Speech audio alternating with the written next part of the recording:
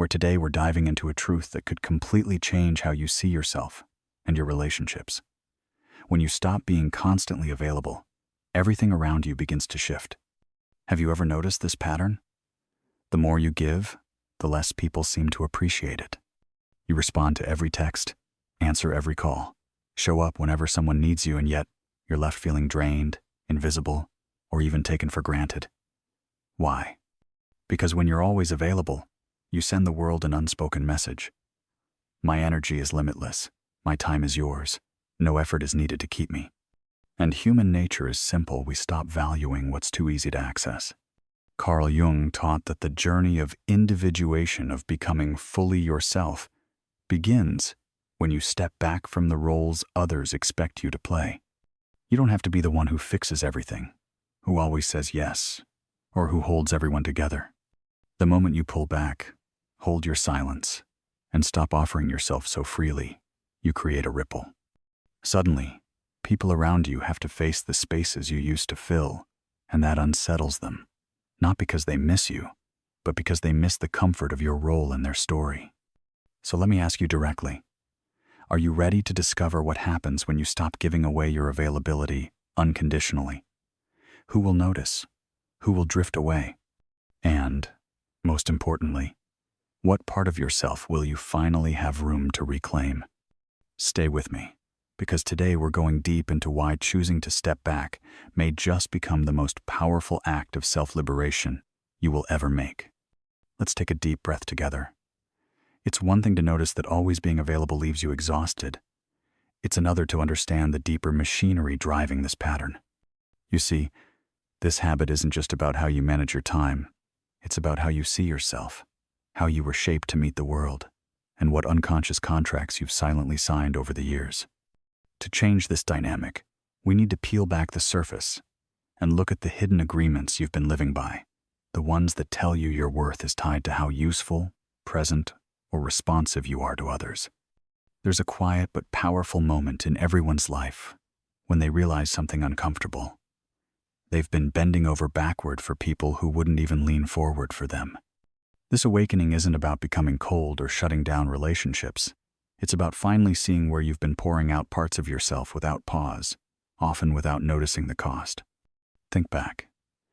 Many of us were raised to believe that the way to be loved, accepted, or respected was to be available emotionally, physically, mentally.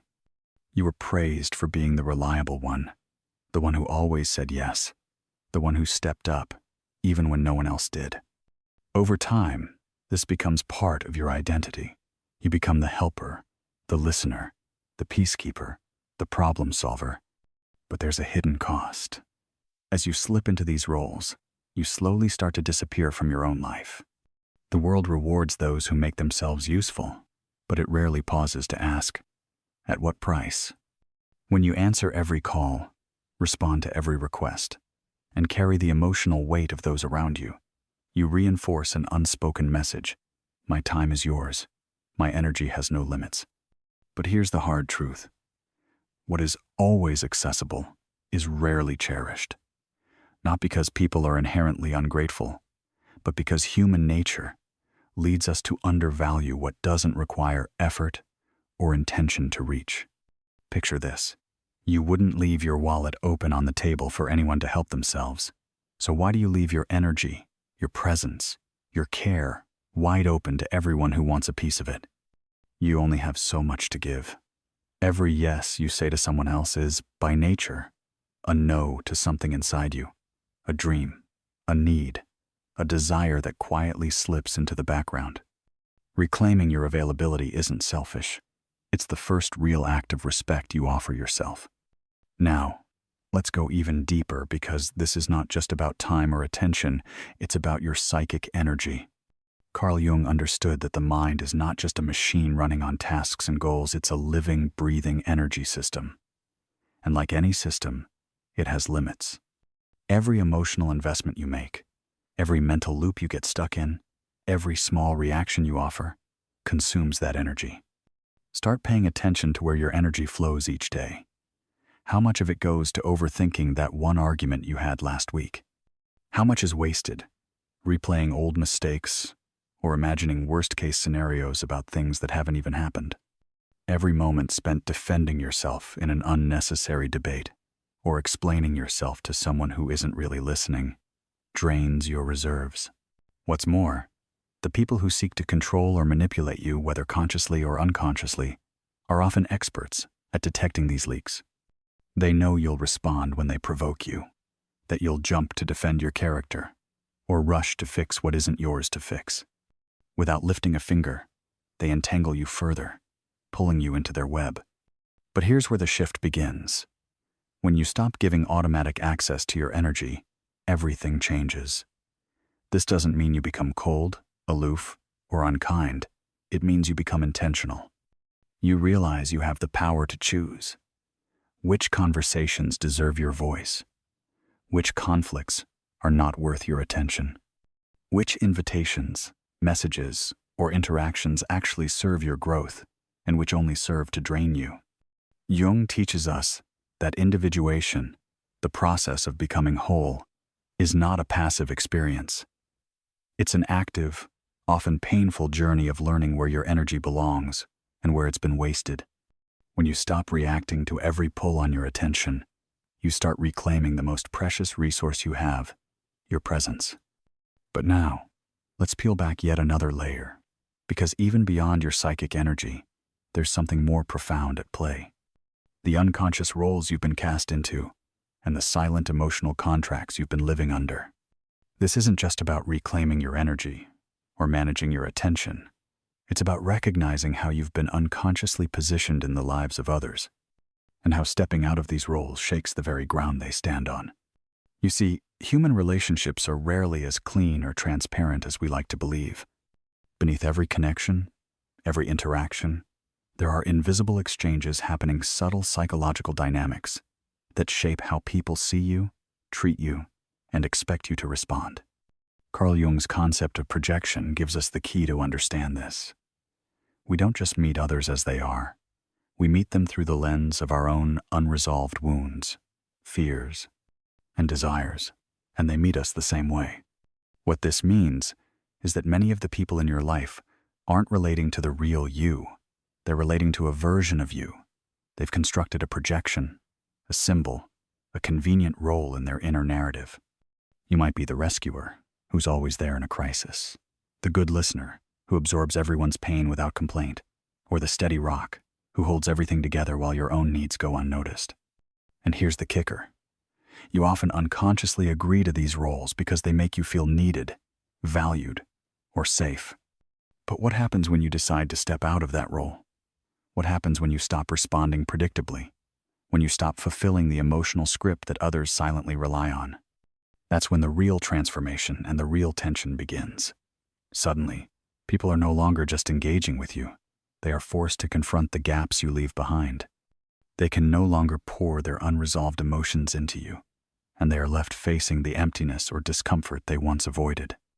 And this is where many people falter. Because when you start setting boundaries, when you become less available, less reactive, less eager to please, you will inevitably trigger discomfort, not just in others, but within yourself. You'll hear accusations. You've changed. You're cold now. You're selfish. But let's be clear.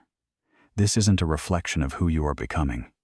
It's a reflection of the discomfort others feel when you refuse to play the part they assigned you. Let me put it this way. The moment you stop participating in someone else's emotional patterns, you are no longer part of their defense system. Your silence, your withdrawal, your refusal to carry what isn't yours, these things force them to face the parts of themselves they've long avoided. And that can be terrifying. In today's world, this dynamic shows up everywhere, not just in personal relationships, but in workplaces, friendships, even online spaces. When you stop being the one who smooths things over, who jumps in to help, who keeps the peace, people don't just lose your labor, they lose the emotional scaffolding you provided. And their discomfort is not your responsibility to fix. Here's what's essential to understand. Breaking free from these roles isn't about rejecting others. It's about reclaiming your wholeness. It's about stepping out of the narrow identity you've been boxed into and becoming a full-spectrum person, someone who can say yes or no, who can give or withhold, who can engage or retreat, without guilt or explanation. This is not easy work. You will feel the tension, the guilt, the pull to go back to your old patterns. But every time you choose to hold your ground, every time you resist the urge to fall back into familiar roles, you are strengthening your center, deepening your sovereignty, and moving closer to the authentic, liberated self Jung believed we are all capable of becoming. So, take a moment and reflect. In what relationships have you been playing a role that no longer fits?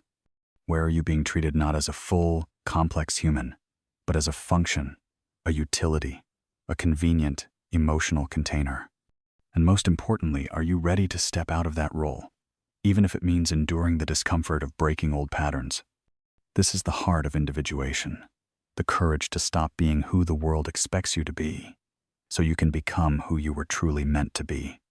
And that journey, though uncomfortable, is where your deepest transformation begins. But here's where the journey takes an even more subtle turn, because once you step away from the roles you've been trapped in, you're left facing something most people dread, the space that opens up when you stop filling it with noise, reaction, and performance. It's not just about breaking free from others' expectations. It's about learning how to stand fully in your own stillness, to master the quiet power that comes when you no longer need to explain, justify, or defend yourself. In a world addicted to constant movement, stillness is often mistaken for weakness. But in truth, it's one of the greatest forms of strength. Think about it. How many people around you are uncomfortable with silence? How often do you see someone rush to fill every pause, over-explain every decision, or jump to respond to the slightest criticism? We live in a culture where immediacy is praised: instant messages, instant opinions, instant reactions. Yet very few realize that the most profound power often lies in not responding. Carl Jung understood that true individuation, the path to becoming your authentic, integrated self, isn't just about fighting external battles or confronting others' projections. It's about cultivating an internal stance of presence and discernment. And that presence is sharpened, not weakened, by your ability to remain silent when everything tempts you to react. Let's break this down. Silence is not absence. It's not withdrawal in the sense of giving up. It's a conscious, deliberate pause. When you choose not to engage in every argument, when you refrain from over-explaining your boundaries, when you hold your center instead of spilling your energy outward, you're not creating a void. You're creating a container that holds your strength, your clarity, your focus. This is why the ability to remain silent in moments of pressure is a form of mastery. It means you are no longer living in reaction to the world. You are living in alignment with yourself. You've stopped giving the outside world the keys to your emotional landscape. You've stopped letting others dictate when you should feel guilty, when you should feel anxious, when you should rush to fix something that's not yours to fix. Of course, choosing silence isn't easy. Many people will find your stillness unsettling. They may interpret it as coldness, arrogance, or detachment, but that's only because they are used to feeding off your predictable responses. When you no longer play along, they're forced to sit with their own discomfort, their own unresolved needs, and that's not your burden to carry. Here's the deeper truth. When you master the art of conscious silence, you begin to see more. You start noticing the patterns you used to miss when you were busy reacting. You observe how people reveal themselves not through their words, but through their silences, their hesitations, their attempts to provoke a reaction from you. You realize that presence, not noise, commands true respect. Think of it this way. A room doesn't become powerful because of how much sound fills it. It becomes powerful because of what's allowed to echo inside it. When you become selective with your words, your attention, your emotional labor, you create an internal spaciousness that radiates outward. People sense when someone is grounded, when they're not easily shaken, when they don't need to explain themselves to feel validated. So, ask yourself honestly, How much of your life has been spent filling space that didn't need to be filled? How many times have you spoken out of discomfort rather than necessity?